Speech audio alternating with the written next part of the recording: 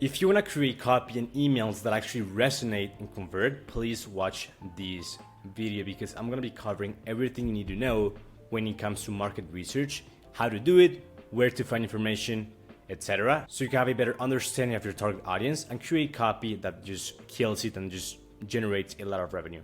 And this actually applies to emails, paid ads, content, whatever you want. So with that being said, let's dive right into the only market research video you will ever need in 2024. So first things first, why market research? Why not get started with like creating copy right off the bat and just create emails and ads and all that? Well, that's because the difference between marketing that converts and marketing that doesn't convert is how well you understand your customer, your target audience. And I cannot stress this enough. This is extremely important for you to understand.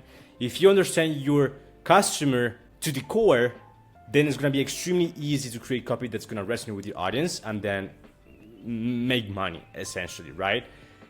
That way, by understanding your target audience, you'll be able to tap into resonating pain points, desires.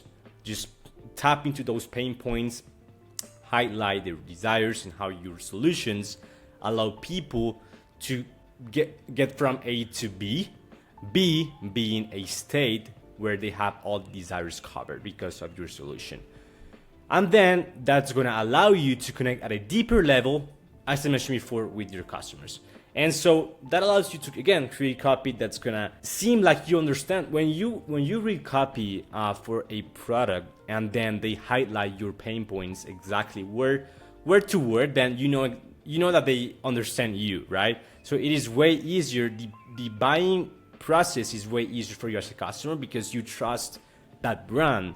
You can clearly see they understand you, they understand your pain points, your motivations, where you want to get where you want to be essentially as well. So the buying process is way shorter and easier when you know someone. I mean purchasing from someone that understands you is way easier than purchasing from someone that doesn't really understand you, right? It's pretty simple. So that's why market research is extremely important. It's actually crucial no matter what marketing you're doing, right? And hopefully you know this by now. Hopefully being in the space very well or not, you must know that market research is the backbone for every single powerful marketing strategy out there. Again, whether it is paid ads, whether it is social media content, emails, whatever it is, okay? Now, the first thing we need to do when it comes to market research is starting with product research, right? So understanding your products, your competitive advantages, and then, so if, let's say, for example, you're selling, we're working with like Magic Spoon, right? And you're selling protein cereal. Then you need to understand exactly what the competitive advantages your product actually has over your competitors. If you don't have any advantage, then that's going to be a big issue. And so that's why like having a great product is going to be the most important thing. So I want you to write down the competitive advantages you have over your competitors. And then I want you to also write down the benefits that your product has, right? So in this case, let's say we're selling like protein cereal. Then the benefits could be high protein, so it is way easier to get your protein goals every single day if you're into fitness. Keto friendly, so if you have a specific diet, 0 grams of sugar, so it's gonna allow you to satisfy your sweet tooth without getting actual sugar in, right? Gluten-free, grain-free, natural flavors, that's natural if you're into that as well. So that's why here I said turn features into benefits, so we don't really care about like 0 grams of sugar. The benefit here is, of course, again, satisfying your sweet tooth, your cravings without getting sugar in, like more calories in, right? So, yeah, first things first is you have to understand your product. And here you have to let the ego aside and stop thinking that you actually know your product or your customers already, okay? So do some research, or like not research, but in this case, write down your competitive advantages, turn features into benefits, and finally, take a look at your reviews. And this applies to like customer research and also product research. So you understand what your products are talking, what your customers are talking about when it comes to your product. So reviews could be on your product pages. So your Shopify account could be on your Amazon page as well, right? So yeah, for example, here, blah, blah, blah. like eat sugar.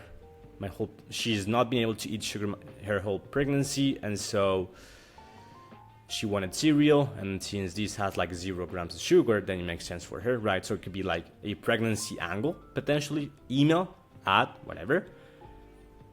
So let's see. I mean, there's like plenty of very good reviews. Of course, it's a great product. So let me see if I can lowest rating. We can find a low. Quite feeling a bit too sweet. Pricing, right? So here he's talking about the price, right? Very good, but very too expensive. So that could be one thing to keep in mind. And you could, like, one of the angles you could take here is not addressing the problem, right? I mean, you could address you can say something like along the lines of, yes, this is expensive, but this is what you get, right? And I've seen that angle multiple times where brands don't hide the fact that their products are pricey. They're pretty upfront about it, but they actually justify the price with many, many things, right? Didn't like this, okay. Okay, the bars, they taste like cardboard. So again, taste, that's another angle. So some people don't like the taste. They don't taste good at all. Okay, taste. So taste is gonna be the biggest negative kind of review here. The biggest like setback for many people. So yeah, that's why understanding your products, what makes your products better or worse, or what are the negative points as well. And then starting with this, like product research. And then you can do customer research, which is going to be, of course, 80% of the entire work, because that's where the true important information is, right? Again, understand your customer is the most important thing here. So the first thing you need to understand is their belief system. And so through what beliefs they actually make decisions. So you can, for example, tap into their potential objections, etc., so you can understand. So I'm gonna cover where to find this information later, but for now, please note that you have to understand their beliefs, the belief system of your customer audience. So through what beliefs they make decisions, right? What are the belief system? What are their objections, potential objections? What might be preventing them from purchasing from you? What could be their setbacks, etc., etc. Second, we've got pain points, frustrations, challenges. For example, lack of time, it's very expensive, very complicated to use, etc. It tastes like crap. In this case, for example, it could be one frustration. Or it's very expensive, right? It's very expensive. That's another one, which we actually saw on the review real quick. Desires to be great looking, desires, motivations, goals, to have a great body. That could be one for this specific cereal.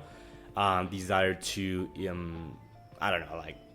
satisfy my sweet tooth without getting sugar in, without getting a lot of calories. That could be another one as well, right?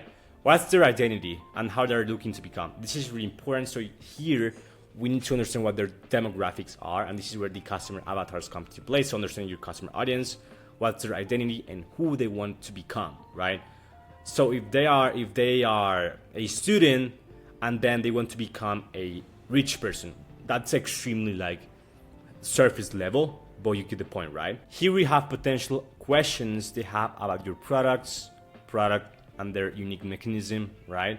So if you have like for magic cereal, for instance, I don't know, how does it taste? Is it good? Right? That could be some of the most common questions, I guess. And again, I'm gonna cover where to find this info later. But for now, just keep that in mind. Competitors, obviously. So here we're doing customer research, but we're also doing competitor research, which is extremely important.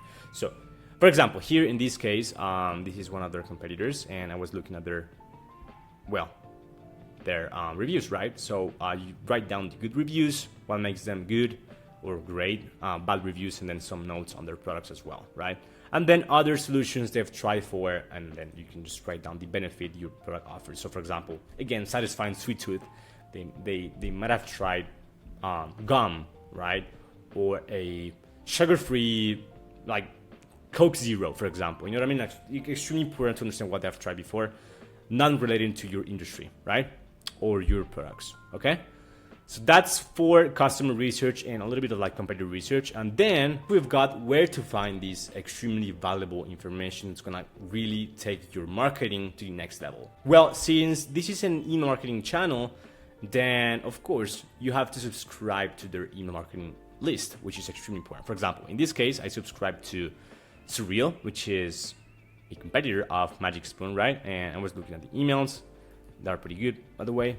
I've been subscribed to their list for a while, to be honest with you. And so that would be the first step. Just subscribe to your competitor's email list, see exactly what they're doing, what types of emails are they using, what angles, etc., what language, copy, unique selling points they're covering, etc., etc., etc. That's the first step. Second is Facebook Ads Library. So go into Facebook Ads Library, right? Type in Facebook Ads Library in here. Go here, and then all ads, and then I don't know, protein cereal. And then you'll find a bunch of not only competitors, but of course ads as well, like a bunch of them. And this is extremely cool because you can see you can get some inspiration from it. For example, this is a comparison ad, and you can totally make an email about this, for example, right? Or an ad that's actually very similar to this one, and then instead of like using Netscape, you can use another one, and you can just highlight other points, if that makes sense, right?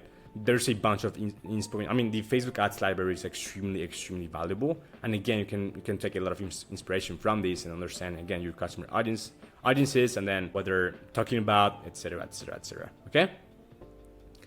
Well, I actually covered this. Subscribe to your competitors list, and then take a look at the reviews, as I mentioned before, so Shopify, and then your Amazon pages as well, because on Amazon, people just ask a bunch of questions, okay? And then, of course, same thing with your competitors reviews here, same process.